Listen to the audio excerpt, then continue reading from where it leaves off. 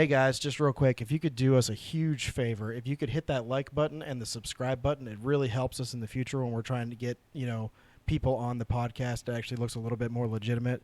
We're lucky to have gotten Braxton this time. We're not legitimate at all, but if you guys could do that for us, that would be amazing. Thank you. We Enjoy the appreciate podcast. Hit that bell. There you go.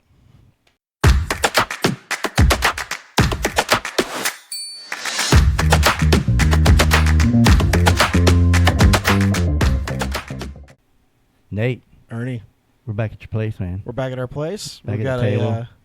we got a little bit of a special episode going on here. We got David Braxton on. This is going to be a pre-event podcast. This is not going to be our normal Thursday podcast where we get someone's entire backstory. This one's just going to be, we're going to be talking about your race you got coming up in a couple weekends. Yeah, So- April the 5th and 6th, Outer Banks Speedway. Yeah, welcome, David. Yeah, thank you. Yeah, Hey, we appreciate you making the drive. I know it's raining today. We're fortunate to get you in. yeah. There's Yeah. supposed to be a couple pretty good races going on today. Yeah, Supposed to be Digger Die, and then North versus South was supposed to be a Galot, but and I think Outer Banks actually had one this weekend got canceled. Yeah, we're full blown in the racing season right Oh, now. yeah. It's going to be every weekend. We're literally going to have to take time off, be with our families. But yeah. the events we don't go to, we wish we had made it. But yeah, Mhm. I'm looking forward to what you have going up, man. I see you got a whole schedule of races coming up. You said starting April 5th and 6th. Yep, April 5th and 6th, Outer Banks Speedway. I'm even hearing you got another one you might tell us about in a few minutes. I think you may have already shared about it online. Yeah, I put it on Messenger to the 252 reject page you got now. We'll get into that a little bit Yeah. later. That whole Yeah, how that came about. yeah, that's right. So, what classes are we running at the April 5th race? April 5th, we're going to have anything on 28s, Okay. which means you can bring your Pro Mod, 28 275. 2275. We're going to have a limited class, 28275. That's a class that's more or less limited to, certain cars, small block nitros, pretty Mhm. much anything, stock block boost cars, even big block boost stock block. Mhm. And then, of course, this year we opened it up to big block, single carburetor, conventional heads, Mhm. nitros only. Nitrous only. Yep. Okay. Well, you are a big nitrous guy. That's always been kind of Well, your, I'm your background. that's pretty much what I know. I mean, I had one boosted car, but I'm a nitrous guy mostly. Yeah. I tried the nitrous. It didn't treat me right. Well, I mean, it's all good. It's I a mean, timing thing, man. You got Yeah. I mean, nitrous, boost. Everybody gets all bent out of shape about boosted cars. Nitrous cars can't run with them. That's not true. I mean, Mhm. it's all a money racket now. I mean, it's where you put the money at. It's where you can take a nitrous car and kick a boosted car's butt too. Yeah. I know we spoke on one of the last podcasts. The racers were talking about building the car. Even yourself, you talked about what are you going to build a car to, what series you're going to run into. And I actually really like this 252 series that you're doing. So, I mean, you've put the rule packages out. I've seen the rule packages. And everyone can build their cars around that and come out and fellowship and have a good time.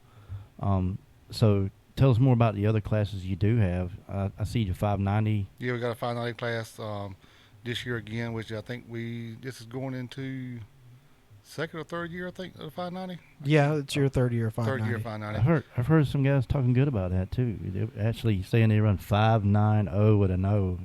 I mean, I did that once. You know But- that? You know that guy? Yeah, that might have been me. But I mean, I did it against your son. I did Oh, yeah. a 5903 against him out there at Hertford. That's right. I You mean, know, it's a and, good class. I mean, a lot of guys have done it in the past, and they just like, it's a low budget, kind of, it is index racing, but it's Mhm. still heads up. First man to the finish line, wins, Yeah, although from when I ran 590 to now, the rules have changed a little bit more towards where it's more centered towards like a bracket type car Yeah, I mean, than you can than run our a big, street style cars. That's great. Yeah, you can run a big tire, Yeah. small tire, whatever, as long as there is no rules. I mean, Mhm. 590, that's it. Yeah. I believe that's bringing some more guys in that were on small tires, and they want to be part of it. They were maybe coming out with some of their buddies and helping them in other classes, and they didn't want to go changing their car up from a big tire. So I really think that's bringing them around. Oh yeah, there's a lot of guys that's reached out to me.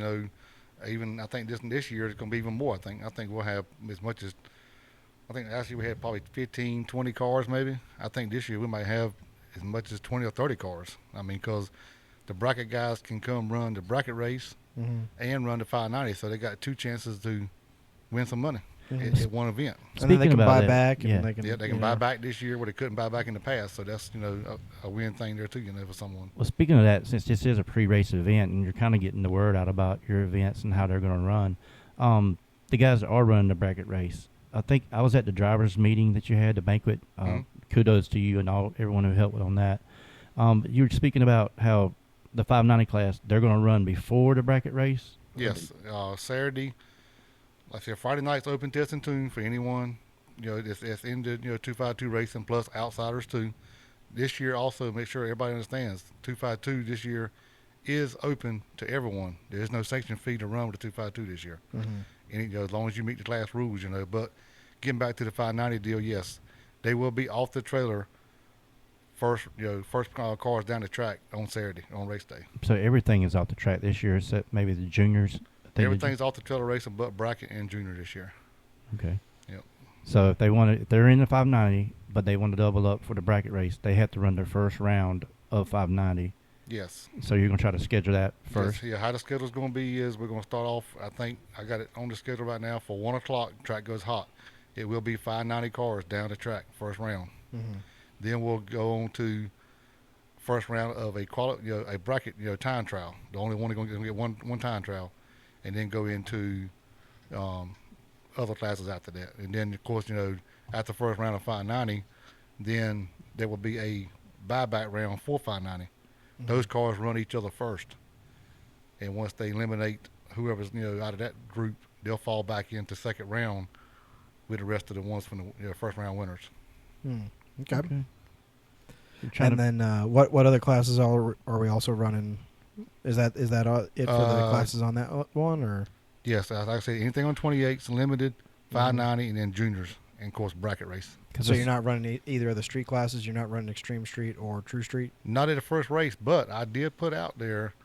I haven't got a whole lot of feedback yet, but I put out there that I would be willing to, at this race, put a no holds bar street car race. I mean, the only stipulations is tags, insurance, street tires, and a cruise.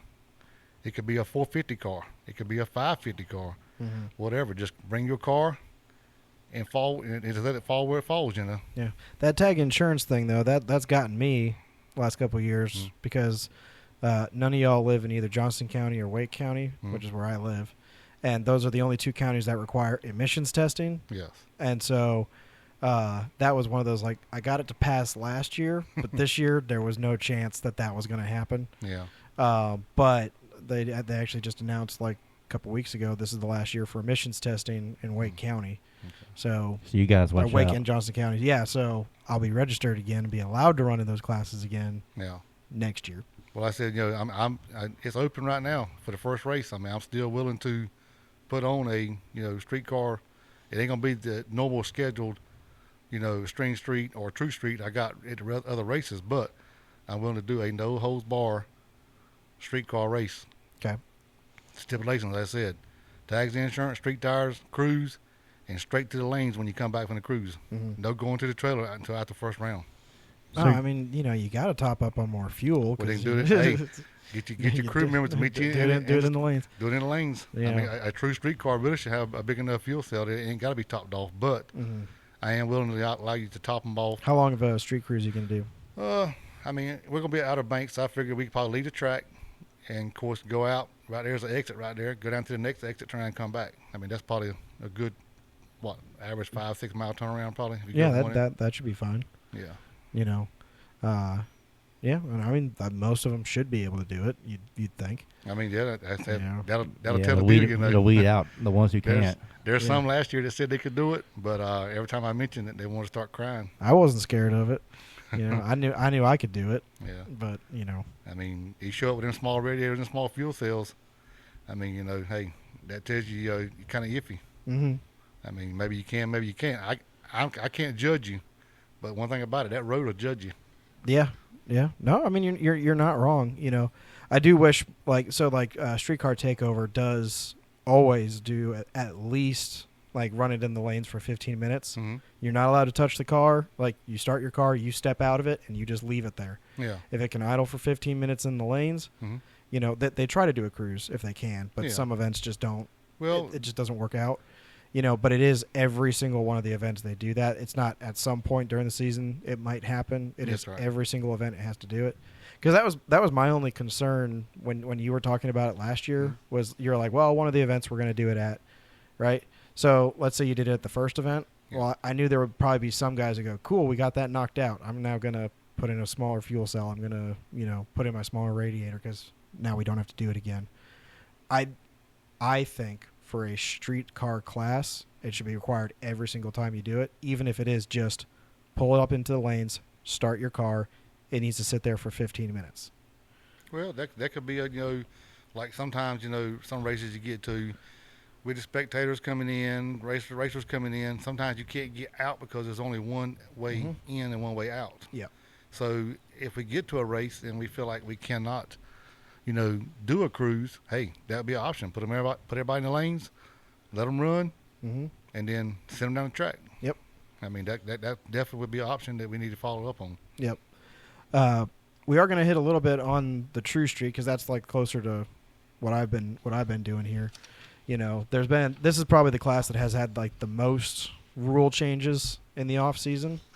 Because it was Modern Street last year. That's correct. Right, and it's True Street this year. So, I guess my question for you is where ET wise are you wanting to see these cars? Well, I mean, like anything else, where are you going to put an ET on them? Because, I mean, yeah, we like to see an ET cut off, but you really can't do that because, I mean, last year we had nothing, like you said, nothing but modern cars, which was supposed to be the newer style cars. Yep. This year we are calling it True Street to open up to old muscle cars because there's a lot of muscle cars that wanted to run, but they couldn't do it because of the year models. Yeah.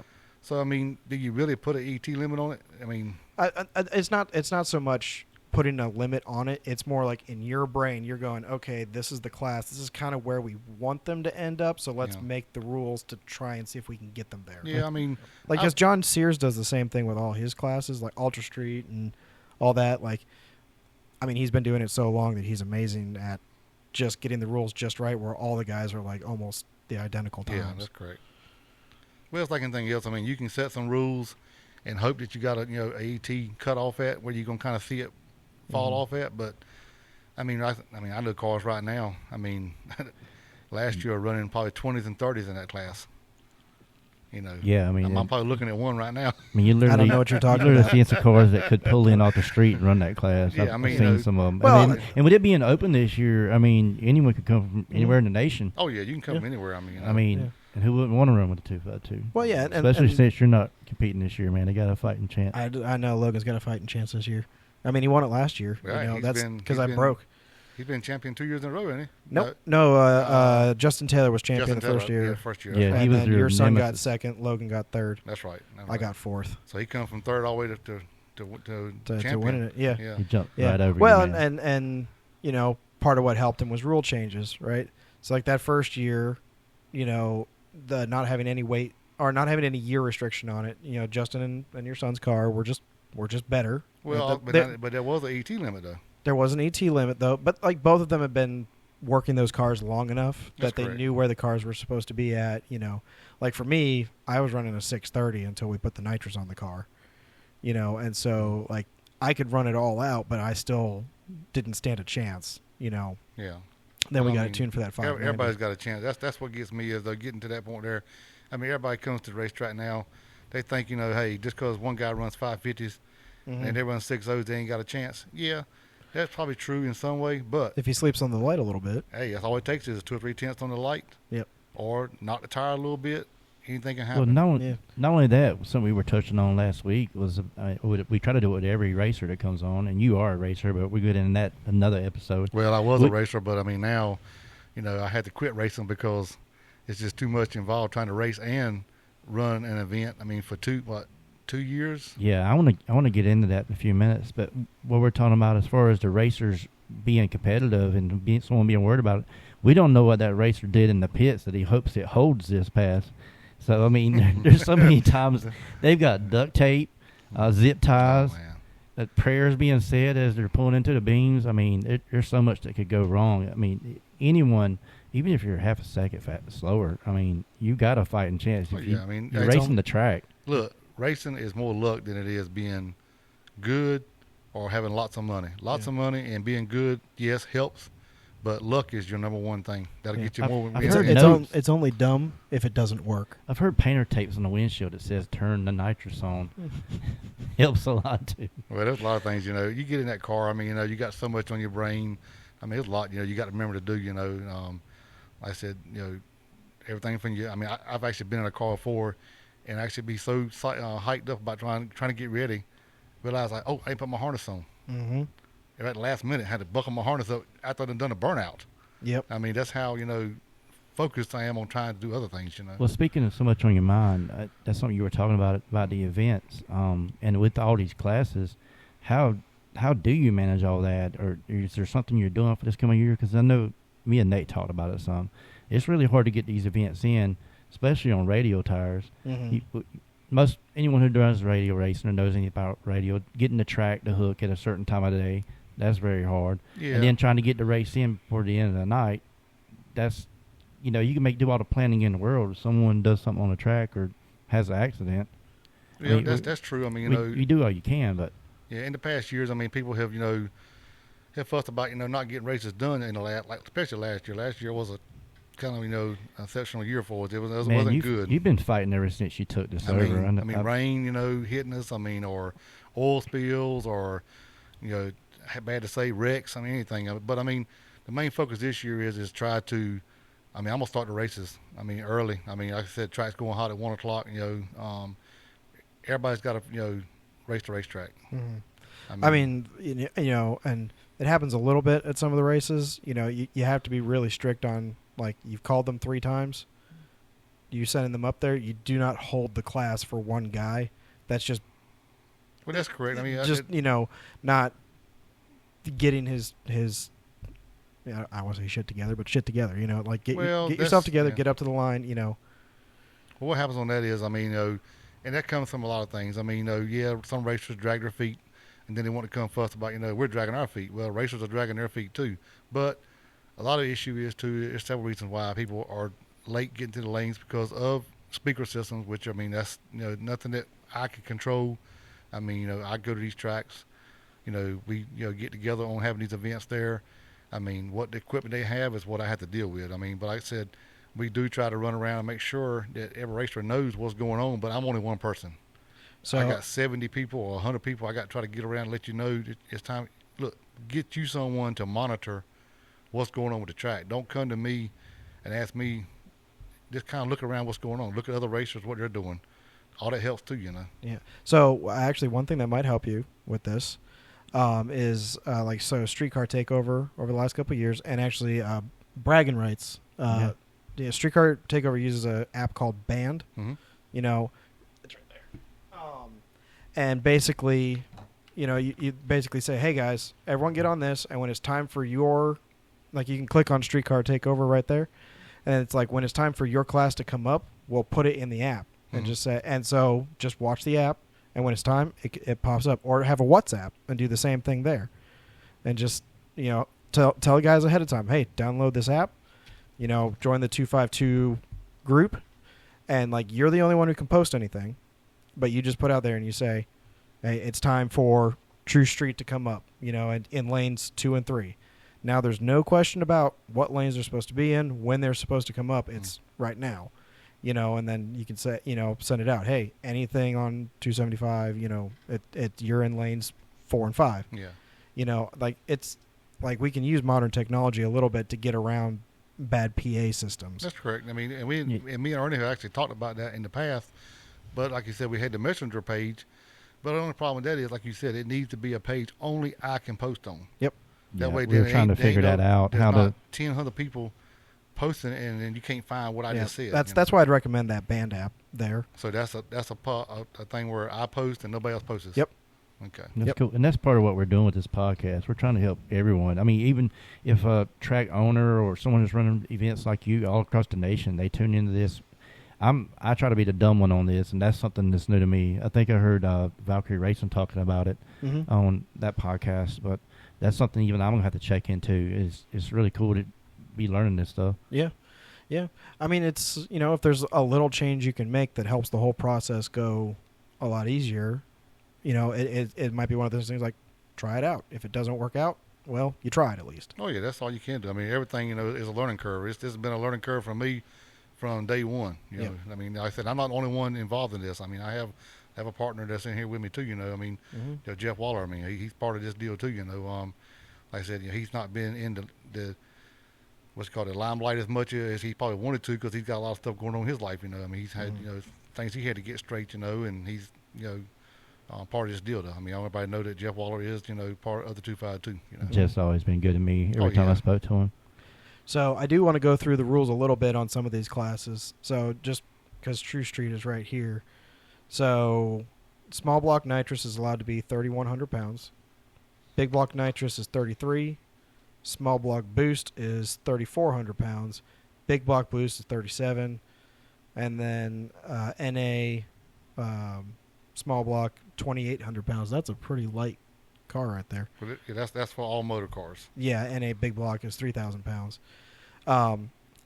Stock block LS, Gen 5 LT Coyote, and Gen 3 Hemi. We have to add 100 pounds for those. Yes, because those blocks, those stock blocks are pretty much. That's pretty much what everybody runs, though. Well, that's true. I mean, but the thing about it is, everybody knows that them stock blocks with a little bit of work are just as good as any aftermarket block out there today. Well, you have aftermarket block with power adder, add 200 pounds. Yes, we did put more on the aftermarket blocks, but in general. So what's to you? What is an aftermarket block? Is it like a sleeved Coyote or no? Like, I mean, if it's a sleeved Coyote block, that's a factory block. It's a stock block. Okay. But the thing is, those blocks though, when they're sleeved, really, honestly, let's get real. I mean, they're really just as good as an aftermarket block that you buy. Oh yeah, I mean that's it's come up in every single podcast. Here I'm about to say it again. We're Snot Rocket, Yeah. that green Mustang down out of Florida. Oh yeah, He's on a factory cast block, Yeah. and it's got sleeves and fire rings in it. and that car runs what? 56 pounds of boost. Yeah, and that car it drove it 1,500 miles and run what 620s in a quarter, 624 at 227. and 411 and 8. He's been as low as a 409. 409. So that car right there could come to our races. Oh, he would wipe everybody out. I mean, you know. No. I mean, He may blow the tires. They got a chance. They got yeah. You know, I've only seen him blow the tires one time, and it was at Charlotte. I'm looking for that car. I hope it don't have it. I'm looking for that car to take flight, man. That thing is, Dude, that thing is ripped every time it takes off. Trans brake at 100 pounds. So if my car went there on the setup that I normally run, I would have to weigh 4,200 pounds. Why you got to be 30? You know, it's because the other reason is that open exhaust rule or dual power adder, which mine's been a dual power adder, 4,000 pounds. Yeah, anything with open exhaust or exhaust out the hood or whatever out the fenders, yes, it's automatically 4,000 plus pounds. And so would I have to add the 200 and add the 200? Or add the 100 and add the 100. So 100 for having a Coyote, and then another 100 for having a trans brake on the car. So small block boost starts off at 3,400. That's what you are, small block, right? Yeah, but I've been dual power adder. Oh, you got dual power adder. Yeah, I had nitrous on that car. I've told you. Well, you got to take nitrous off then. Yeah. No, I don't have to. But you don't have to. I mean, but hey, but that's what I'm saying. Under your rules, I'd have to weigh 4,200 pounds. Yes, any car that has dual power adders or exhaust out, other than X out the rear bumper, maximum just automatically 4,000 plus. So you can have trans brake, whatever, exhaust out the hood, dual power adder. You gotta be 4,000. That's the minimum weight, 4,000. 4,000. Okay. Yeah, I'm gonna just make it 4,000 pounds. I mean, I ain't gonna go add 100 pounds because you got a trans brake. It's just gonna be 4,000 pounds. Well, I got accused of using that last year, and I wasn't. DOT tire, max tire size 28 10.5 or 275. ET Street R, ET Street SS, or the 55R, unless 16-inch or up wheels. So, I mean, I'm a gray area racer, right? You're always looking for the gray area. Oh, yeah, that's correct. Oh, yeah. So you're saying if I show up on a 16-inch wheel, I could show up with 16 by 16s. No, I'm not gonna let you have a 16-inch wide tire. I mean, people have called me and asked me, okay, well, how about a 305 or I think it was a 325? What's the tires? It's pretty normal on a Coyotes on a 17-inch rim running a 305 or a 315 tire on the 17-inch rim. Yeah, I mean, if you come with that tire, I mean, you don't go so fast. Yeah, and you really can't get anything. They don't make the bracket radial for that tire. That's right. or the pro radial. That's right. Yet. That's right. Which that was one funny thing to me. A couple guys were protesting or complaining and saying that I was using a trans brake, and all of them were on pro radials last year. And I was like, that's like I don't even have to protest you to see that you're breaking the rules.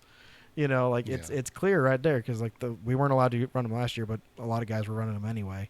Yeah, and that's why I decided to this year to do something with the tire. And I ain't gonna say it's gonna slow them down because I mean the AT Street R. I mean there is cars out there running just as fast. I mean that's what I was running last year.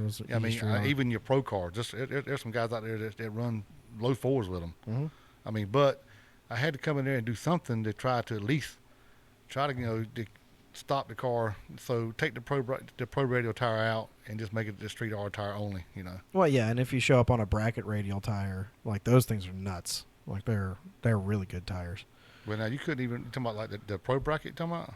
Yeah, the ones they came out with last year. Yeah, so there's the pro radial and then there's the pro bracket. Well, the pro bracket's been out for a while, but you couldn't even run that tire no way in the street car because it's not DOT. Yeah, well, that's why you can't run why couldn't run a pro radial either. It's not DOT. Yes, it is. The pro radial is DOT stamped. It's got a stamp on it, but it's not rated. That's true, but that's what got me the very first year that we run that I took over. Well, me and Jeff took over the 252. That got mentioned in our class. We used to call what street class or something. We called it. Yeah. We run the the list deal. Yep. And everybody said, well, that tire is DOT. Now I didn't know that. But it says right on the side of it, DOT, even though it says not for highway use. So what do? That was a gray area where everybody says, well, that tire says DOT, so I can run it. Well, yeah, I guess you can because, I said anything DOT. Yeah. You have a bunch of guys with markers writing on their tires. Oh, I know, right? Tags and registration required. We already went through that. Yep. Full interior, 2 seats, back seat delete, okay. All class exception back window on trucks for a roll bar. All right, that makes sense. Like that one makes sense to me. Like if you're showing up with optic armor, Lexan, definitely in the back glass. It's more of like an extreme car than it is a true street car. So yeah, that's true. Yeah, I get that. No methanol, no nitromethane. It is funny throwing that one in there because you wouldn't think you'd have to throw it in there, but. Well, that was brought to my attention that I better do it because people are doing it. That's that gray area. People are always trying to find a way to, some to of beat them the are, system. Some of them are running 2 tanks on their car. Oh yeah, a lot of the guys that end up doing like drag and drives, they'll run 2 tanks in the car for that purpose. Or I mean, nitrous guys do that too. Oh yeah, I mean, some of them have got they'll run well, I don't know why they would do that because most nitrous guys run one type of fuel. So I don't know why you would run a separate tank for it, but I know there is guys that do run their cars on pump gas and then add nitrous, to another, tank, Yeah, through the secondary for a sprayer or whatever. That's right, yeah. Pump gas, E85, race gas. So you are opening it up to race gas this year. Well, you could run race gas. No, last year the rules were very specific, pump gas only. Which is an impossible rule for nitrous car, it was never for pump gas only.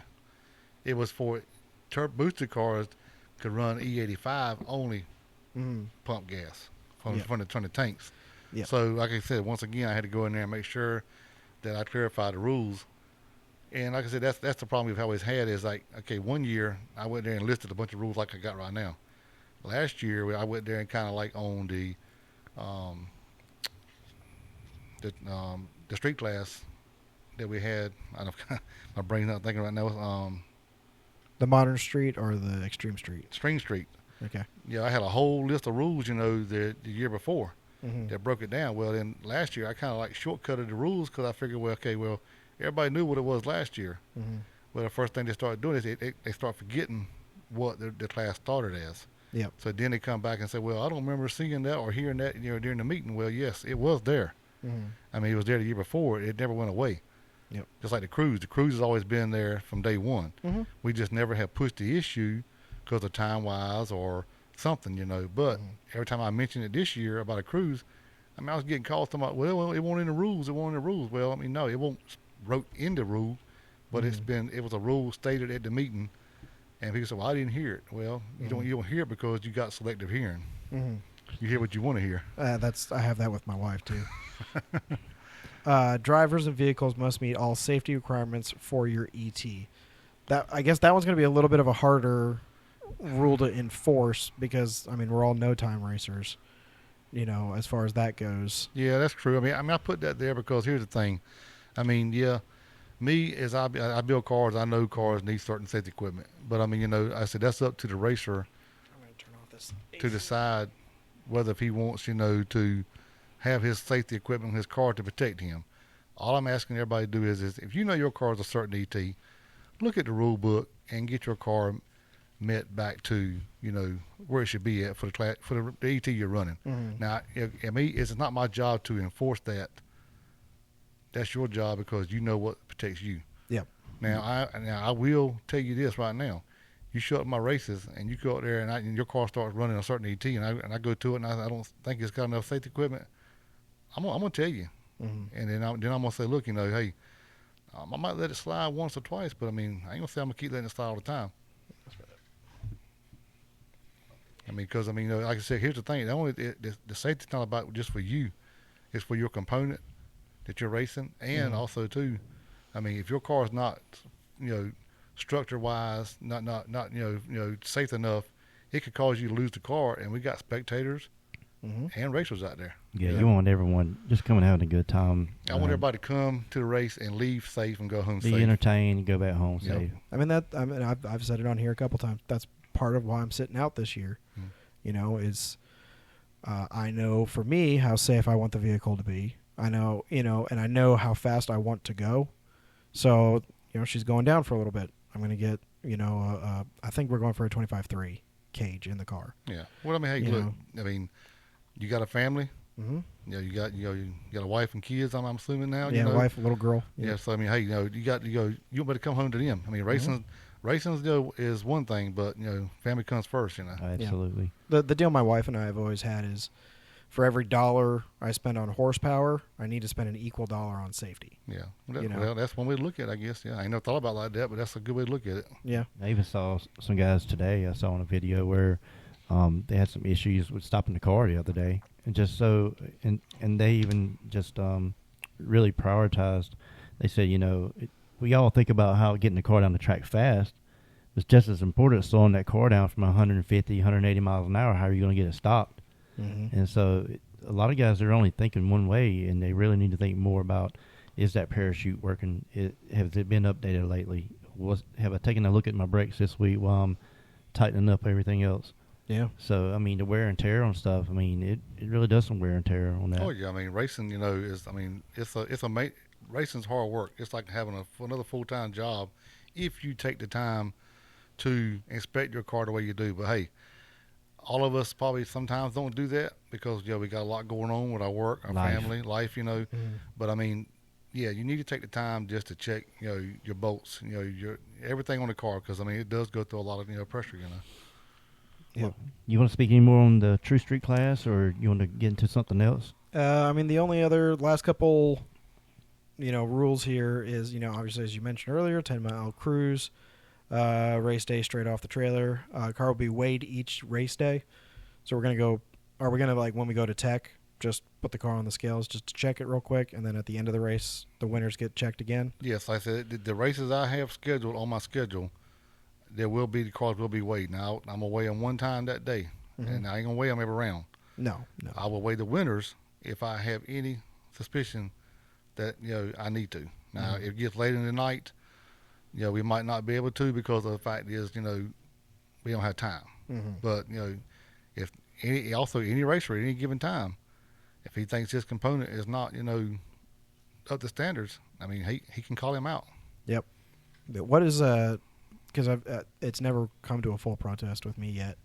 What is like a protest fee for you? Because most times I've seen if somebody protests, they have to put some skin in the game. Cause, Oh yeah, I mean it needs to be something though, because I mean you're taking my time, mm-hmm. and you're actually you're taking the other person's time that you're calling out. Yep. So I mean, hey, I mean, I think if you really think he's not right, I mean, I say put a couple $100 up. Okay.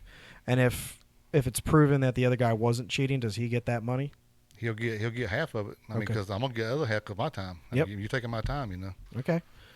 All right. I mean, it was last year. There was someone talking about actually officially protesting me, and I was like, "Go ahead, you know." And he's like, "Well, I want to check that car." I was like, "Mm-mm." I was like, "No, if you protest me, David gets to check my car. Yeah. Nobody else gets to check my car. That's right. So you're not climbing up under my car to start looking for something else." Yeah, that's true. I You mean, know? I mean that's like I said, that's the only fair way to be about it is put some skin in the game, you know, and really find out the guys. I mean, if he's cheating or not, you know. Yeah. Yep. Yep. So probably the big one, obviously, we already talked about anything 28 to Anything on 75. 28s. And I mean, these rules are pretty simple. Any engine combo, max tire size is a 28 1050 or 10.5 wide. Full tube chassis allowed. That's Yep. you can have some pretty lightweight cars with that. I mean, hey, you got a pro mod car, put some 275s on it and bring it right there. Any suspension front and rear must be a door car. So, but it doesn't matter if they're like aftermarket doors where you can just pop them off the car, just as long as it has doors that you can open. No, it can be fiberglass, body. It doesn't matter. There's no. It can be fiberglass roof, quarters. No roasters, no dragsters. Yeah, no roasters, no dragsters. Yeah, door cars only. Yeah. Really simple. Anything goes. Driver and vehicle must meet all safety requirements for your ET straight off the trailer. So, I think it's going to draw a lot of guys in for the straight off the trailer, plus the no sanction fee. I think they're going to come out and give it a try. It may not take off right at first, but I mean the word will get out. Yep. I'm looking forward to this class here, man. This has always been your fast street class, man. Yeah, I mean this is where I'm aiming to go now, to. Is there any of these classes? Is it going to be like after the first round of? Is that going to be anything? Is that going to be like a secondary race that someone could get into if they fall out of a class? Because I know you've done that at some of your events as well. We're probably not going to do it right to start with because I mean, the first race is going to have to see how everything goes. I thought about maybe, like when I have these classes, is that maybe at a race have a second chance race. Mm-hmm. Like right now I'm doing a Friday night race.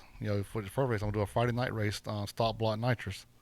So I'm thinking maybe next race. I mean I think I got it on the schedule when I got going on, but I might change it sometimes and say look on Friday night we're gonna do this type of racing, but I might go ahead on a Saturday and have a second chance race for all first round losers because people do drive a long ways.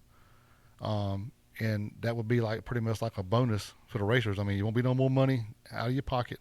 Mm-hmm. It'll be a low budget, maybe $1,000 race or something. You know what I'm saying? Just something to give you a second chance. Why you're already there? What do you got? What do you got to lose? Something as simple as a red light, or like you said, forgetting to turn the nitrous bottle on. I mean, you're like, dang man, I still want to get another pass in. And I give them an opportunity, then let's just get another pass and maybe go on and get a few dollars. That's correct. Fuel money. And especially if I can get, like I said, I'm always looking out, asking sponsors. If I get a sponsor that maybe want to put some money to a race like that, say, look, hey, you willing to put a little money, get 2 or 3 people to do it, and say, look, well, these sponsors are going to sponsor the second chance race. Okay. Speaking of sponsors, before we get into that, did you already got your sponsors for all your classes this year, or you still? I'm still working on a few of them, but we got pretty much most of the classes, right now, ironed out, this year, for the actual head title sponsors. Some of the same ones come back on this year, I mean, I don't have a list right now in front of me on that, but I am working on that still, Mm-hmm. Good deal. Yep. So, Extreme Street rules. Small block nitrous can be a 2650. That's going to be the lightest. Or no, it's not the lightest combo. It's the second lightest combo. Power adder combo, anyway. Yeah, power adder combo. Big block nitrous 2850. Small block boost 3200 pounds. Man, I think he likes nitrous or something. Here, so he's giving nitrous some big advantages here. Hey, some of these weights come from a boosted guy now. Yeah, I ain't gonna call no names, but he's the one giving these weights. Big block boost 3400 pounds. Which is really funny because like every time off course, I think big block boost. I think of Cletus and Mullet. You know, he's going to be over that 3,400 pound easily. No, yeah. that car's really heavy, and he runs like, I mean, in the 8th he runs like 430s, 420s, I think. Like, ridiculous. That thing's ridiculous, but it's a Steve Morris big block. Yeah. You know, SMX, all billet aluminum. What you know, at the end of this year, whoever has the championship motor, they're probably just going to ban that motor next year. It's going to be one of the rule sets. Well, I referred to it to Logan when we had him on the other week. It's they refer to it in as the lead trophy. If any, you know, if your car wins, you know, and your combination of car is like just dominating the class, you're going to get weight. Congratulations, Bo. Here's weight. Okay. You know, that's why dual power adder has to weigh 4,200 pounds, you know, because, you know, me and Logan and Robert were just running over everybody in the class. And But what I could do, you know, when it comes time for the banquet this year, you know, or after this year, is have some trophies that just weigh a lot of weight. Dude, yeah. Just a heavy an trophy. iron you know? trophy or something like that. That's right, yeah. You know. Like, okay, well. Yeah. And be like, hey, by the way, this has to be in your car every pass next That's year. right. Here's a 100-pound trophy. Here's a Put it in your 100-pound car. trophy. Put it in your car. You know. Big block boost, 3,400 pounds. NA small block, 2,350. Add 100 pounds for methanol. So I think before in this class you weren't allowing methanol, but now you are. It's just you have to add 100 pounds. I mean, to the car. last year we didn't allow methanol, but like I said, I mean, I decided this year, why should I limit a turbo car or a boosted car to their fuel whenever a nitrous guy don't get limited to what he can run? Yeah. So, you know, I said, well, we all know that methanol cars will run faster on alcohol. I mean, boosted cars will run faster on alcohol, so we're going to, you know, make them add 100 pounds to try to make it equal, you know. Yeah. They run a lot cooler as well. Well, they're going. It's just all. I mean, you can take a raw horsepower motor and add alcohol to it. It's going to pick up horsepower. Yeah. Yes, sir. Well, and a lot of times the reason the boosted guys run methanol is so that they don't have to run an air-to-air intercooler or an air-to-water intercooler, because you just can pour the boost in and the methanol does all the cooling for you. Yeah. You know, so that helps the combination to be a little bit lighter, but, you know, we'd have to be around 3,300 pounds for a small block boost. DOT tire max size 28-10.5. So you could, 10.5. I'm sorry, I keep saying that wrong. 10.5, or 275. So that one you could run a pro radial. No, what that means is it means the tire just cannot be over 20 inches tall. That's basically what I'm saying. 20 inches tall tire, and then no more than 10.5 width.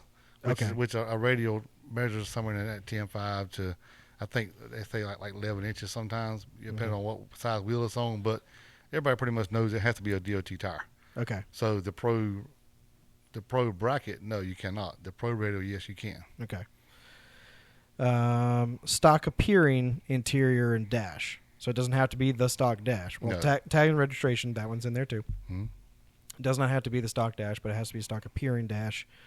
2 seats, back seat delete is okay. I can't remember what series I saw there. Like, you still have to have the back seat. I was like, why? Like, if you have a Corvette, it doesn't come with a back seat. That's true. You know, so you know you're just hindering other guys for some reason. Let's see. Smith Racecraft front end okay. So basically, is that just saying, you know, it's okay to have a tube front end? Yeah, I mean, you can have, because I mean, like I said, you know, your Camaros, a lot of your cars out there now, you know, they have, you know, like the Mustang. I mean, you know, you can buy a tubular cable member and struts and stuff. Mm-hmm. So I mean, you can't really go there. You got to have something for the older cars to be able to do. So yeah, the Smithcraft front ends come out, you know, for them to be able to have room for engine clearance, header clearance, and stuff. So yeah, we just allow, even though speaking, it is a round tube chassis style front end, but it's still something that has to be bolted in, you know. Yeah. Yeah, it gets back to that fairness thing you were speaking of. Yeah. Any rear suspension, I did skip over that one.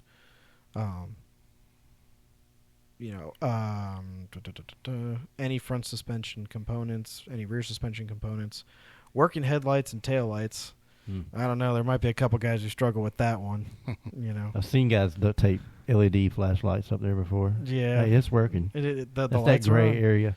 Yeah, I mean, I know a lot of tracks though that they want you to at least have your taillights so they can know when you turn off the end of the track, because they'll send the car down there with no taillights and it disappears. You can't see the car yet. Now get back to the front suspension stuff. Now everybody read them the rule. There is nothing saying, like I said, it says any front suspension components in Spellcraft. It does not say nowhere in there. Just look at it. It does not say it can't be two chassis. It does not say not a two chassis car.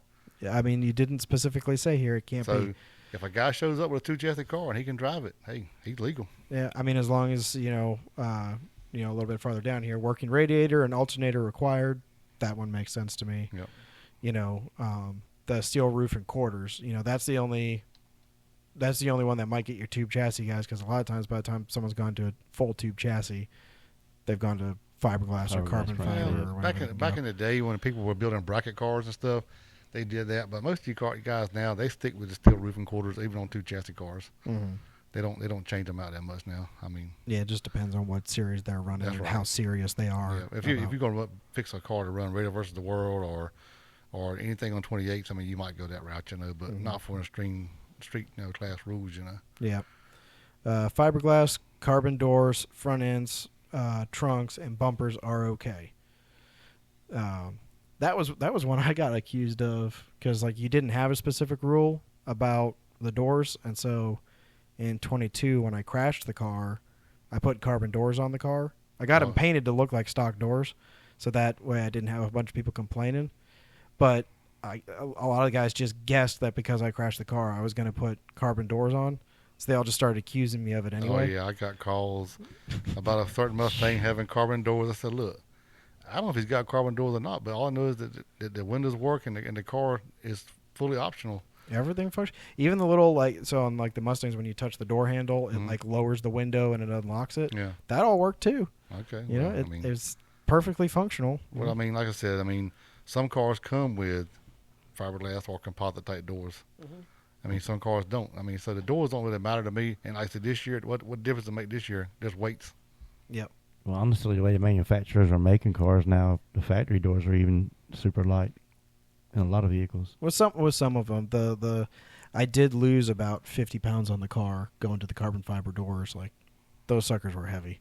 But they cost you a lot of money to get They did cost me a lot of money. Well, insurance paid for a lot of it. Yeah, so. But I mean, if you had to pay out of your pocket, you might not want to got them to. They're for the set. It's $2,300. Yeah. For the doors, and then you have to get them mounted.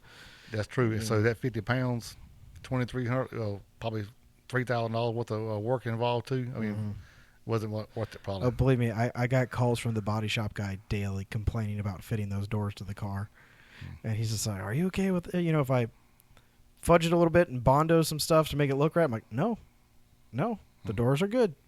Fit them right." Yeah. Yeah. Must meet weight rules every time you go on scales. No exceptions on weight rules. I like that you put that on there, because I'm sure there's some people that would ask for it. Well, I mean, people are going to try to, like anything else, they're going to try to push the limit right down to 5 pounds. Okay, well, don't come out there making your car weigh exactly what it's supposed to be with the fuel in it, because after you make a pass, it's going to be lighter. So now, just double checking on this. These weight rules are with driver. With driver, car yes. and driver. Okay. Car and driver, yes. Okay. Driver and vehicle must meet all safety requirements for your ET, 10-mile cruise, straight to lanes, top fuel off, adjust for first round, then return to pits. Cars will be weighed before race. Final 2 cars will be weighed after race. If you do not meet any weight requirements, you will not be awarded the win. So, that's plain English, very, very easy for everybody to understand. I don't think that, obviously there in every set of rules that you put out there, there's going to be gray areas. People are going to try to bend it, like I said, and getting back to the final 2 cars that race. If both drivers are okay with the end of the night event, say I race you and I beat you and you're okay with it. I mean, we don't have to weigh the car if you both are good with it. I mean, but like I said, if you have any doubts and you want to weigh them, we're going to weigh them. You know what I'm saying? I mean, just sit there, because like I said, we do get time crunches where things, at the end of the night, I mean, everybody's ready to go home. Yep. But now, hey, if there's money on the line, and you feel like that I'm cheating, and you want to weigh, we're going to weigh them. Yeah. But I mean, but like I said, if you feel like okay, you're good with it, and I'm good with it, I mean, we're just going with and call it quits for the night, Yeah. Well, I mean, for me as a racer, if it's a matter of I'm going to lose $1,000 because first place pays out 15 and second place pays out 500. I'm like, I think I'd rather both of us worth weigh. the challenge. Yeah. Might be worth the challenge, because if it turns out that you didn't weigh what you were supposed to weigh, I just made $1,000. That's correct. I mean, and I'm good with either way. Every how the racers want to do it. You know what I'm saying? Because the thing is I'm gonna have to get down there to where the scales are. Because once you go and make the pass, I'm gonna have to have it set up somehow or another where you do not go back to your trailer. You have to come. Well, in a place like Galat has scales there. Yeah, that's it. That's gonna make across. it. Yeah, run across, make it easier there. But like Outer Banks don't have it, so I'm gonna have to figure out somewhere that we can say, hey, you two guys cannot cross this point until we weigh them. Yep. I mean, if you go back to your trailer, it's automatic DQ. Now, there's nothing in the rules here that says you're not allowed to have your car pushed up to the start line and pushed back from the end of the track. Once you do the cruise and you drive them when the cruise comes back, you go straight to the pits.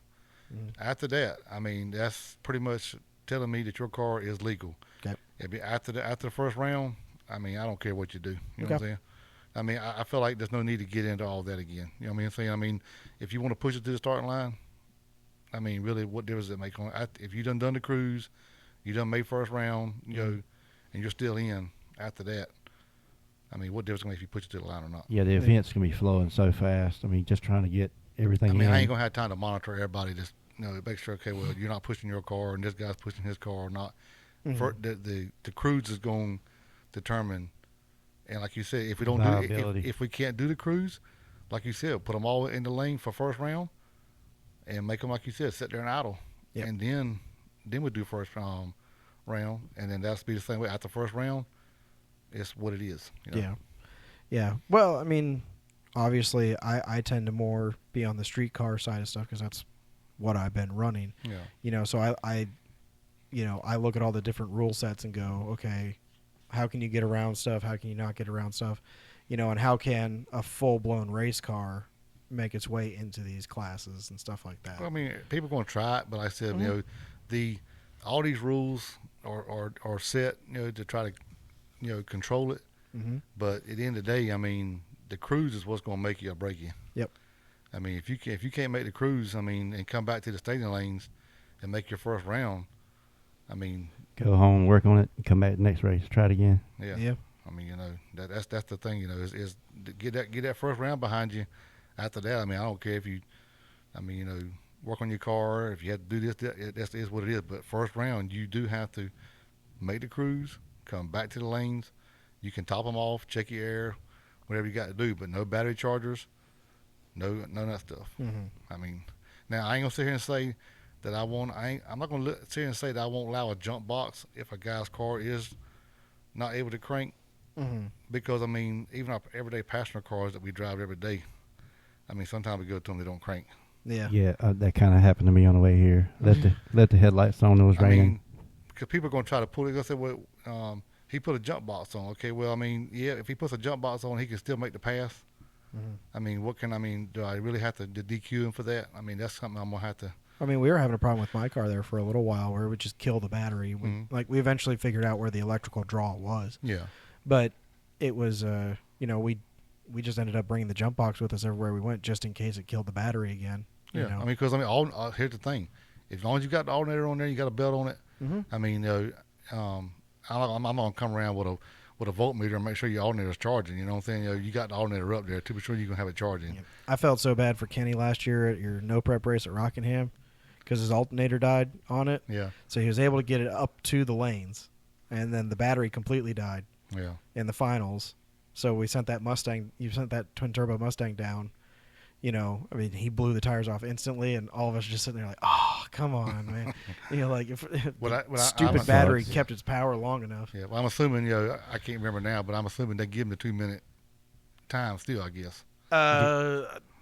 I can't remember because it was a pretty quick. He tried cranking it a couple times. It just wouldn't. It just wouldn't do it. Like, it wouldn't get enough RPMs. I mean, but I guess Kenny pretty much said send him. I guess. Yeah. He was done. Yeah. I mean. Yeah. Okay. you know, if I had remembered, I think I had my jump box in the trailer, I might have been able to run and jump him, maybe get him, you know, leave it running while he goes down the track. Well, I mean, like I said, I mean, everything. I mean, look, batteries go bad. Alternators, quit charging. We don't know this. I mean, I'm not going to DQ a man just because his car won't crank after he's done the cruise and come through the lanes, and then it won't crank. Then I'll give him the opportunity to jump it. I mean, because I was in Vegas racing, and we had a car out there that pulled in the staging lane, done his burnout. The car cut off. They give him time.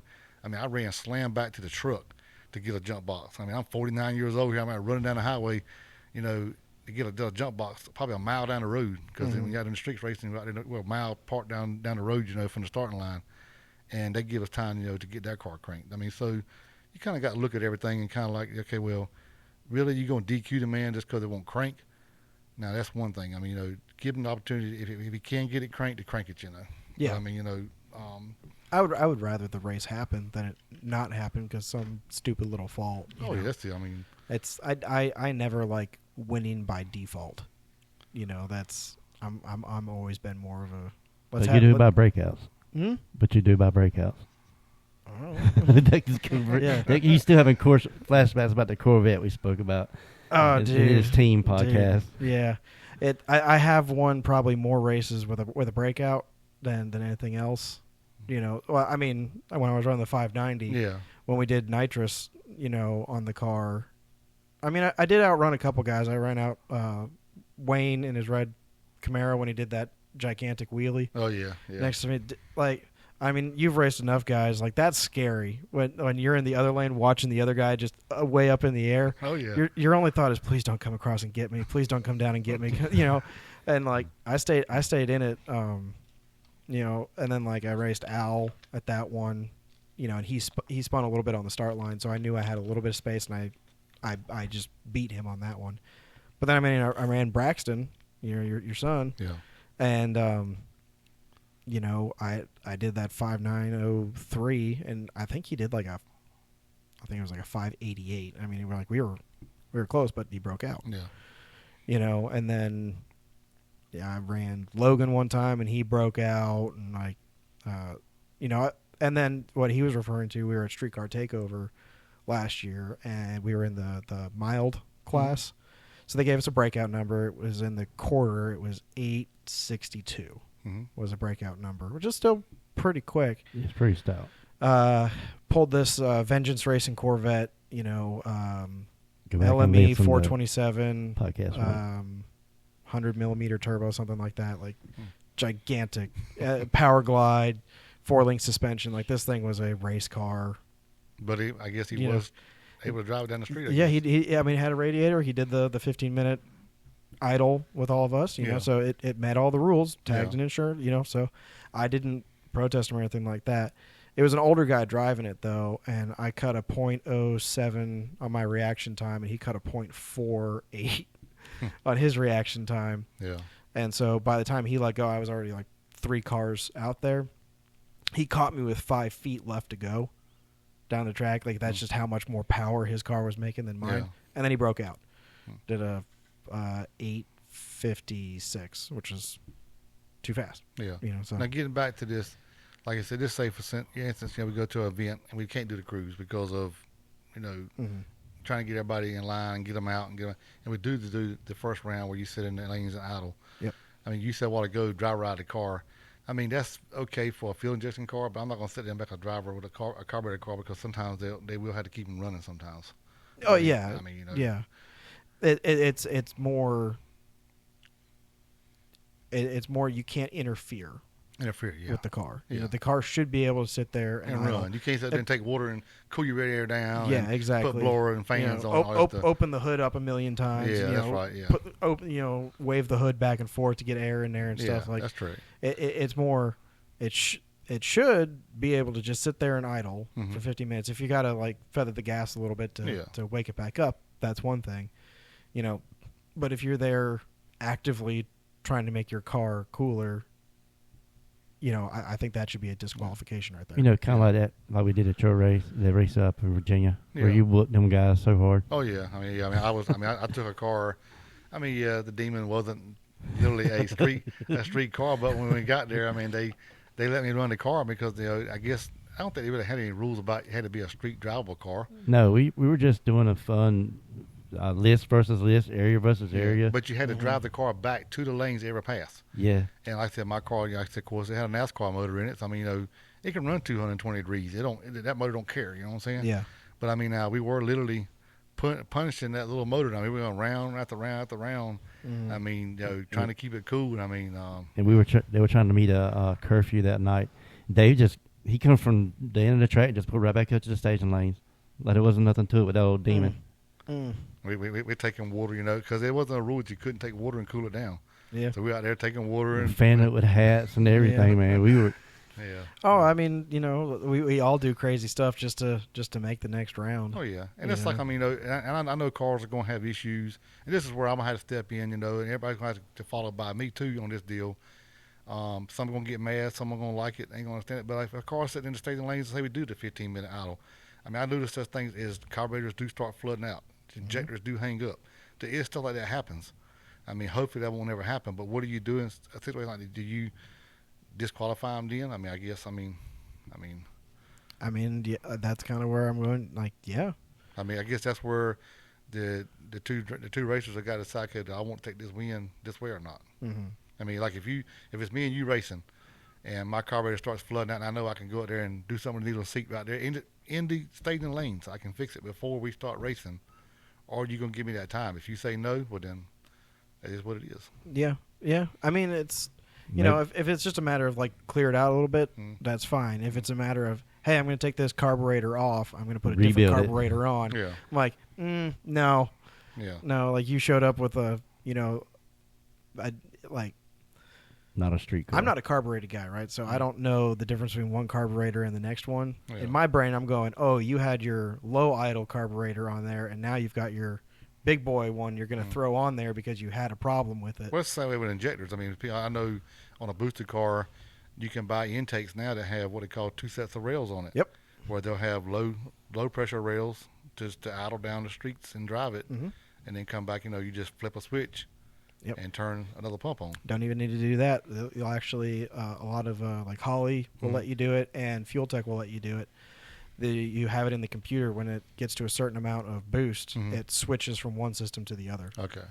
So again, Mullet does the same thing, and actually, Brett Lasala. I'm learning all this because we are building some cars right now that will be out eventually. That's going to have, them type of intake stuff on it. I mean, there's some cars coming that's going to be badass this coming year. Oh yeah. So two things I want to touch on, real quick is that some of your races are going to have certain events, certain classes, and some races aren't. Yes. Is there a reason you're breaking it up?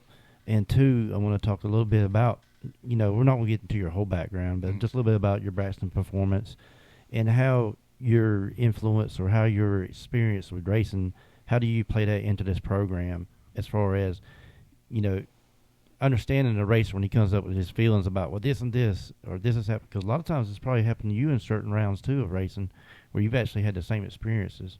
So if you could touch on about breaking up the different classes at certain races. Well, I mean, like I said, reason why this year, I got certain events with different classes is because for one reason, over the last few years, racers have come to me and everybody wants to be a winner. Everybody wants to win. But you can't have 100 winners. You're only going to be one winner, per class. Yep. So in the past years, we've actually tried to make classes to make it more equal for everybody to have something to race in. Well, I've done that. I've done it, last year, and it bit me. It was just too much. For several reasons. You don't get no car count. It's hard to put payouts on that many classes because here's what everybody don't realize. The money for these payouts come from several different places. It comes from sponsors. It comes from spectators and fans. Number one, that's the number one thing. Without spectators and fans, none of this would happen. And then, of course, the racers put their money into it. And it takes, when you start busting these classes up and having 8, 9, or 6 events at one race, it's hard to do all them. You can do it, but the payouts ain't gonna be much. Yeah, no one wants to race with I was pennies. gonna request a black S550 Mustang exclusive class. Well, I mean, Yeah. I mean, that's what I've done in the past. I've listened and I've done that. I've tried to reach out to all the racers and take their concerns in. I mean, believe me, I've been doing this type of work now. I mean, I've been in business for 30 years probably now. I mean, I've heard it all. I mean, I put my heart and soul into racing. I mean, like I said, you don't believe me? Ask my wife right now; she'll tell you. I mean, racing to me is number one. But it should be family number one. But I mean, Exactly. I'm saying I do take my family as number one in my heart, but I do put a lot of dedication into racing, and that comes from my business and everything. Yep. I mean, I give 100% to my business and what I do. I mean, if I do it, I'm gonna put 100% into it. Mm-hmm. And a lot of times, I mean, I'll even actually hurt myself to make sure that what I'm doing, I'm benefiting what I'm doing it for. As far as my customers, my racers, whatever, Yeah. I mean, and like I said, that's what I've been doing in the past year. Like last year, we had like 8 classes, I think, last year. Some classes we had 4 cars show up at. I mean, the year before that, I mean, we had in a string street, we had 4 cars at one race. I paid the full purse. I mean, I think it was like $2,500 that night. We had 4 cars running it. Mm-hmm. I mean, that was just. I mean, you can't have all them classes and payouts like that, because it's not beneficial. You know what I'm saying? You just can't do it. I mean, It's got to be a win-win for everybody. everybody involved. I mean, the track, even the track too. Yeah, the track. I mean, everybody has to. I mean, here's the thing. I mean, if you're in this sport for the money, I mean, we all know we might as well quit tomorrow. Yeah. Because I mean, there ain't no money as far as making it in this stuff. I mean, yeah. You want to know how to make a small fortune in racing? What's that? Start with a large one. Talk about a large one. Yeah, that's right. Because I mean, even down to the racetracks. I mean, the promoters, the racers. I mean, we all want to make money. Mm-hmm. But like I said, at the end of the day, you're never gonna make what you spend. Never. Yep. Well, I know you can relate to the tracks because I know the bottom dollar from toilet paper to light bill to insurance. The tracks are doing the same thing. I mean, none of this they're a stuff's cheap. business. I mean, none of it's cheap. I mean, the cars are not cheap. I trust me. I'm a racer, business guy, and I guess I would say promoter, trying to put on some races for everybody. Mm-hmm. You're not going to win every time. I mean, you're going to lose some, you're going to win some. A lot of times it's a washout at the end of the day. I mean, it kind of washes itself out. Now over the last few years, I mean, I reached out to racers and tried to give them what I thought they wanted to make it work out. I mean, was it some bad decisions? Yeah, there was some bad decisions on some of it. That's the reason why this year I cut it back to only so many classes at each event. Yep. And I figured, why not bust it up some? Because here's the thing. Okay, like say for instance, the first race, we got anything on 28s and we got limited, right? Well, we all know a lot of them cars in there can pretty much run together, even in 28s. Now, you're going to have your cars in anything on 28s that, might run 4.0s, 4.20s. But there's going to be some guys in there that run 4.50s and 4.60s. Are they going to be competitive? No, but they can't be competitive in the limited class because their cars don't meet the rules. But there's limited guys that can't be competitive in anything on 28s. But what I'm going to do is also this year, I think, just like the Jacksonville race, okay, at Coastal Plains. I don't know, what they can do there as far as the track. I mean, I think Wes is back there this year. I think Wes is going to try to put 100% in, try to make the track work good. Yeah, we're going to have him on here soon. But we all know as racers, they pick their tracks where they want to race at.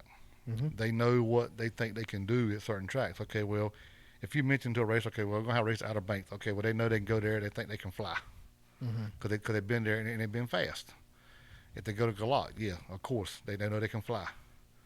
But when they go to Jacksonville, they might be in their mind, okay, well, hey, I might not be able to go quite as fast here. So why not take in, like there, I've only got anything on 28s. I don't have a limited class. Mm-hmm. So if the guys that's in the limited class, if they use their head right, why wouldn't they come gamble anything on 28s at Jacksonville? Because the track might be a limitation on how fast you go. Mm-hmm. And I ain't saying that Jacksonville can't run as fast, because I know some cars have been fast at Jacksonville too. You know what I'm saying? I mean, I can't say what the track's going to be. Yeah. I mean, because it's like Outer Banks. I mean, I can't say, I know cars go fast there, but on a certain day, the weather might not be right. The track conditions might not be there. Yeah. So anybody can win. You know what I'm saying? I mean, like I get people calling me all the time saying, well, This year you made the limited class, so you done away with nitrous small block, you done away with stop block boost, and you combined them. Yes, I combined them. You know why? Because all them cars are running in a certain ET. Mm-hmm. I'm not, and like I said, I mean, I'm just going to name some ETs. I ain't saying whose, but cars are running anywhere from probably 450 to 5.0s, and out of all those cars. Mm-hmm. So even with combining them, that's going to make all. So well, they said, well, now you took nitrous small block and put it with me. We had to run a big block. So what? Yeah. I mean, I've had big block conventional head motors. Yeah, there's some out there that you can run 420s, but is anybody going to come run a race around here in Eastern North Carolina? I mean, yeah, there's some big blocks out there that run 420s, Mm-hmm. but are they going to do it right here in Eastern North Carolina? Or not? Are they going to come to do it or not? Yeah. Hey, if they do, that's More a power chance, to 'em. more power to them. But at the same token, there's nitrous small block cars out there that can run 420s. Mm-hmm. Oh yeah. So don't sit there and say, okay, well, just because I got a nitrous small block Mm-hmm. that only runs a certain ET, well, now I got to run against a big block. I can't run with him. You don't know that Mm-hmm. because you're actually really and truly, you probably won't fast enough to run even a nitrous small block. Mm-hmm. So don't be scared to run. Just put some heart and soul into it and come take your chances at racing. Yeah. I mean, because that's what we used to do back whenever, you know, I was coming to racing. I mean, we go to races, you know, even back whenever Brock had his, you know Brock Fairclough puts on a lot of races a year, twice a year. I think he's got one coming up Yeah. April Yep. 12th. April 12th, yeah. I mean, he, you know, his races, we used to run all of them together. Mm-hmm. Every one of them. I mean, we've done it for years. I mean, even before then, before he started doing races, we used to have small tire shootouts. We run big blocks. And don't get me wrong, the booster cars have come in the last, you know, 5 or 6 years. Yeah, the booster cars have come in and actually have scared a lot of nitrous guys. Hey, don't let them scare you. I mean, hey, I know some Mm-hmm. guys out there with nitrous cars that can run in booster cars too. So we're going to get close to wrap up here. Mhm. What is the number one thing that any of us can do to help the event run smooth? I mean, that's a 50-50 thing, I guess, or, you know, being all a question. I mean, but all I can say is you know, be patient with me for one thing. I mean, because I mean, I'm trying to, you know, do the best I can with these events. I mean, I'm not there to, you know, not make the events go smooth, but also just kind of like more or less you talking about as far as keeping up, getting the races done and finished. Yep. Well, for one thing, I mean, you know, is if you know the races are going to be at a certain time, don't come dragging in there late. I Mhm. mean, you know, we're you know, in the past years when people have said, well, I want to do Friday night. Well, every one of my races this year have got a Friday night involved other than one, Jacksonville. And I ain't going to sit here and say we don't do Friday night on that one still. Mhm. I mean, I got to talk to the track and see, you know. But just get to the track and get your stuff ready so that we can. And I guess as far as like, you know, this year, I mean, yeah, I've tried to work with the racers and say, okay, well, yeah, it's hot. We're not going to race right now because they come to me complaining. I can't do that this year. I mean, I'm going to have to just step up and do what I think's best. That's always been kind of one of my complaints to other racers Mhm. when they complain about the weather. Like, honestly, nowadays, racing is a tuner's game. Oh, yeah, that's You it. know, Yeah. it really is. And so my problem is there are too many guys that are too scared to turn the car down. Yeah, I mean, Right? And I'm like, sorry, but if the weather conditions aren't there for you to run all out, you got to turn the car down. oh, yeah. I mean, look, I've won more races by turning a car down. Mm-hmm. I mean, I mean, I've been back in the day. I used to have a car, you know, called the Hulk. You know, before Jason's got the car Jason's got now. And I mean, Jason, like I said, we'd be at the racetrack, we'd be winning all day long, Mm-hmm. and it would get in Jason's head that okay, just because somebody pulled beside him that he knows is fast, first thing he wants to do is go mess with that box. Yep. Leave that box alone. A consistent running car Run your race. will win you more races than looking at what's beside you. Yep. Don't pay that man beside you no mind. Mm-hmm. Just get in that lane, do your thing. Cut your light. Because like right at the end of the day, whoever's beside you ain't gonna make that car run no faster. Yep. You gonna make what makes it run faster. If you make the wrong decisions and overtune the car, overtune the track, you're gonna lose. Mm-hmm. But I mean, so just run. I've always been a type of person and go to the track. It's like even in grudge racing, I've seen it happen a million times. They'll go out there and make 100 passes, Mm-hmm. and come first round, first thing they want to do is turn it up. Yep. Leave it. If the car's done made 5 passes, leave it alone because that's going to win you more races than turning it. Because turning it up might blow the tires from the get go. Yep. I mean, just leave it alone. You know. I mean, another thing too this year, I want to express this out too. is we're going to finish the races as long as we can finish them. I mean, like I said, sometimes we can't help Mother Nature, but and of course last year we had a few occasions where we had some wrecks. We had a real bad one right at the end of the year. Mm-hmm. That's going to happen, and racing is going to happen. But I mean, me as a promoter, and to be fair to the spectators and fans who come there and pay their money to see an event, we need to finish the races. I mean, if we got a class that we're racing, and just because say you wreck your car and you have to leave, and we know that's a different situation. If you know the person's really, really hurt bad, I mean, where it's a life-threatening situation, we might have to do something different, and think about, okay, do we want to stop this, and do this another time? But we need to finish the races, even if because the person that just wrecked or whatever, rather see you. I think in his heart, he wants you to keep on going too. Yeah, I know. I agree with that. I mean, we had some races like I said the King race last year. I mean, we had some classes that didn't get raced at the end of the year, right? And and it should have happened. It should have got raced. I mean, that's just, to me, I think that's being fair to to the fans. Yeah. I mean, I think they need to see what they come to pay for. What they pay for to see. I know the 252, especially the 252 series, it started out as just basically a movement of just getting people locally in a region just to get behind their fellow local racers and finding their favorite, coming out supporting them. It's their money that helped keep it going for so long. Oh yeah, I mean, it's everybody's money. I was fortunate enough to be a part of it for several years myself, and still do whenever I can.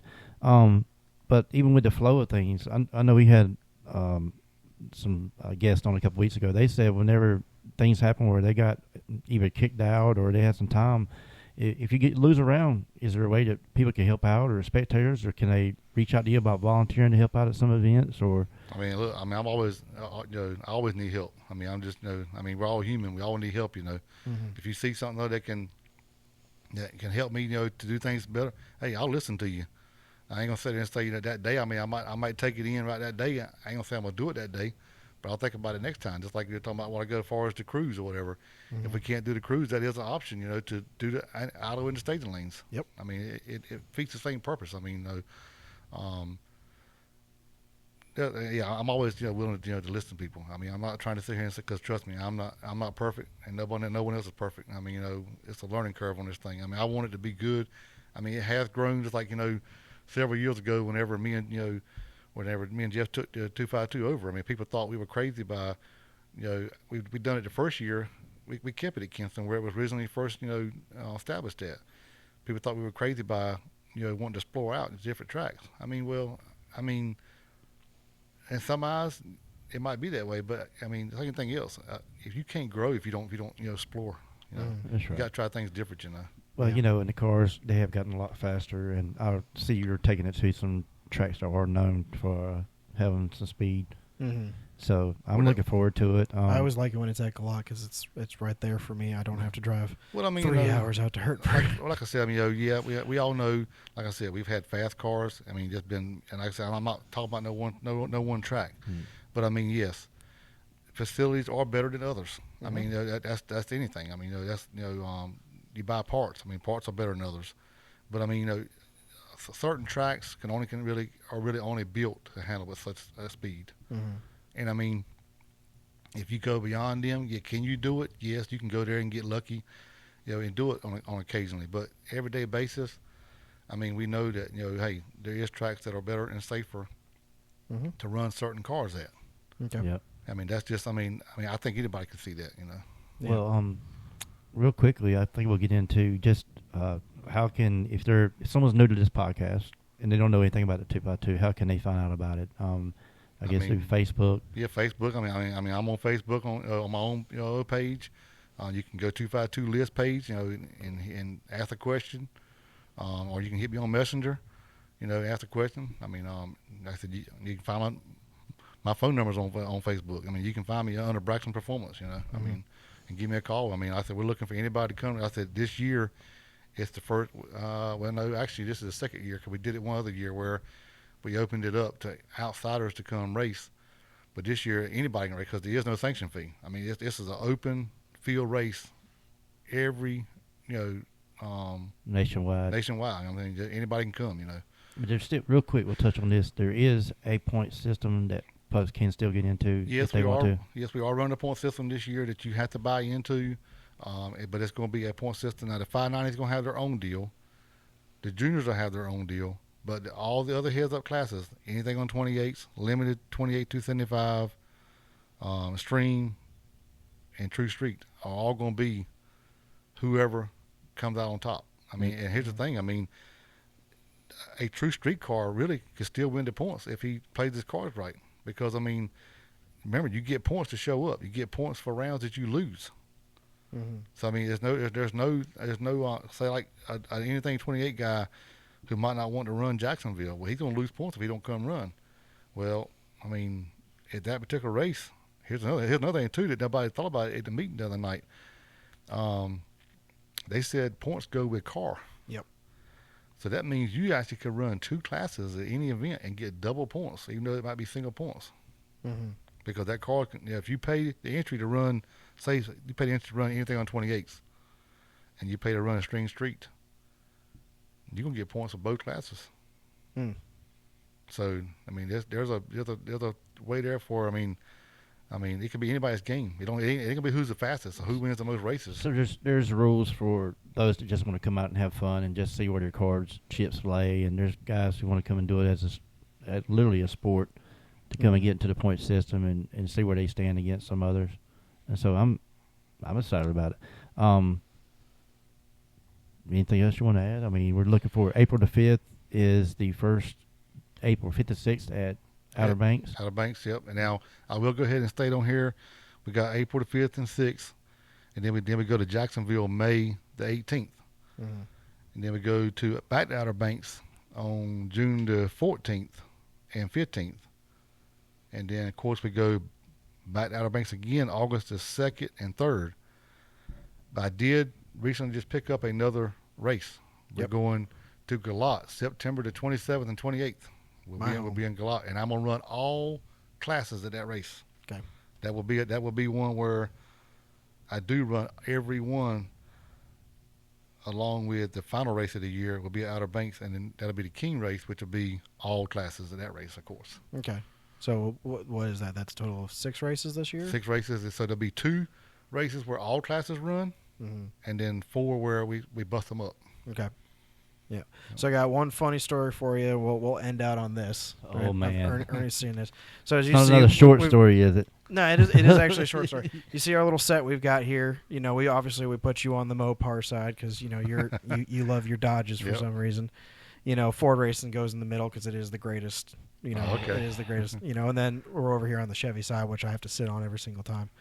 But when I ordered this, ordered these off of Amazon, right? Mm-hmm. Amazon is pretty much the site that knows everything about everything, right? So I ordered this, and I'm going to put this up for everyone to see. I ordered that flag, and that flag. This is what they told me was coming. So you guys will see this I'm going to put it on the screen right now. So we had the Ford Racing flag, and we have the Chevy Racing flag, and it says apparently if you're a Mopar fan, you're a transgender gay guy. So I mean, I don't know what it's saying about that, man, but you know. Well, hey, I can tell you right now, this guy ain't that way. I'm just saying Amazon says that you are that way. Yeah. So, all right, we're going to end out right there, guys. So, thank you very much for coming on, David. Thank y'all for having me. All right, we'll look forward to seeing the race. Yep. And I'm not going to let you go that fast. Oh, come on. So, once again, this is Nate. I'm Nate, the Fast Plumber. I call it the Slow Plumber. I'm Ernie with 10-5 Life. This is David Braxton with 252 Liz, Braxton Performance. And anyone wants to reach out to you about cars, getting a car built, how can they get up with you with your company? You got a phone number or? Yeah, you can go on, like I said, go on my personal page and look me up. You know, it's on there, you know, David Braxton on my page, but also it's got me on there as Braxton Performance. Mm-hmm. Well, like I said, my phone number is 252-902-4275. I mean, it's right on the Facebook page, but I mean, you can pretty much, you know, you can reach out to anybody. I mean, I ain't gonna sit here and say that I'm well known, but I mean, I'm out there for a little bit, you know. I mean, he's a street outlaw. Well, I don't know about a street outlaw, but I mean, I guess I was given a nickname too. Back when I was raised in the streets, you know, they call me Bow-Legged North Carolina. Bow-Legged. Yep. All right, man. Well, we appreciate you coming out once again. Thank you to your wife for letting us borrow you for the day. And we look forward to having you on another time, talk about your racing background. Yeah, I hope I can get back into racing a little bit. I mean, actually, I want to. My dad's, truck. I mean, old little heavy. We're gonna actually get it back out this year. He's gonna drive it some. Like I said, the Demon. Everybody knows. Of course, everybody always thought the Demon was all me, but it won't. The Demon was actually my dad's car. I mean, I just, I piloted, for 20 years probably, along with him doing it some too. Yeah, we did sell the car to JJ. I mean, do we regret it now sometimes? Yeah, we think about it sometimes because that car was well known. It's had some history, Mm-hmm. But I am going to come back out with another car in the future. I mean, it's just going to take me a little while. And like I said, I'm trying to keep this 252 stuff going, keep my business going, but I am going to come back out. But I might be actually, trying to drive my dad's truck some this year if I can get myself in there. I might have to go. He's a little smaller tight than you. space. Yeah, he's a little smaller, but I can tell you, I can get in it. But I mean, I might have to have a little help getting out. That's one thing y'all can do now. I might have to have some help getting out of it sometimes. Just make sure you put a back brace on, because Yeah. I've seen that thing do some hellacious wheelies, and it Yeah. might hurt your back getting in that thing. Yeah, well, we're going to try to keep the wheelies out of it this year because my dad, he can't. He's 73 years old. He can't take too many more of them slams. Is that why he's gotten so short? Just every time he does a wheelie, it just compresses him a little bit. It might be now because I mean I'm telling you that thing has been on a parachute before. Yeah. Yes. No tires on the ground at all. Look at that thing. At That's Hertford. very clean on the bottom side. You should just advertise Braxton Performance on the bottom of it because people are going to see it just about as much as the top. Hopefully we can keep it on the ground this year. I hope. Yeah. Good deal. All right, let's Once cut it off again, there. appreciate you coming out. Look forward to having you on again soon. All right. All right. Thank Talk you. to you later. Hmm?